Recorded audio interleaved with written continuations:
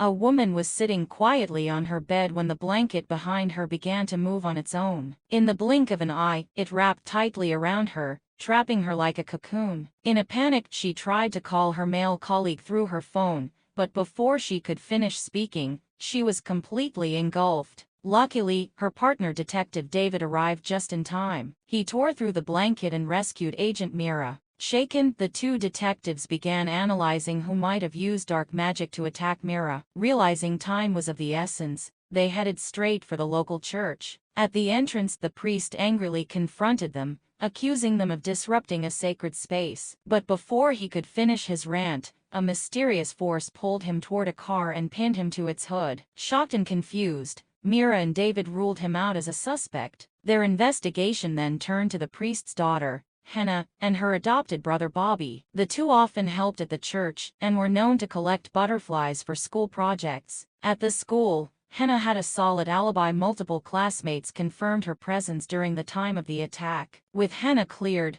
the detectives focused their attention on Bobby. Suddenly, a butterfly landed on Mira's shoulder. At that moment, the circuit box sparked to life, and electrical wires began moving as if they had eyes, crawling straight toward them. Trapped with no clear escape, David quickly grabbed a long lamp, while Mira smashed the glass on the fire alarm and pulled it. The alarm blared, waking Bobby from a deep sleep. The wires stopped just in time. Mira and David had narrowly escaped danger. They later learned from Bobby's coach that he had been plagued by guilt and nightmares ever since losing both parents in a car crash. Realizing the supernatural attacks might be linked to Bobby's trauma, Mira and David raced to his house. On the way, Mira tried calling Hannah, but got no answer. She left a message urging Hannah not to worry, and reassuring her that she would resolve everything, even if it meant confronting Bobby's troubled dreams. In Bobby's dream, Mira took a bold step. She spoke to him using the voice of his mother. At the time, Bobby was trapped in a nightmare, tormented by the car crash that took his parents. With Mira's calm encouragement and David's quick thinking, they entered the dreamscape,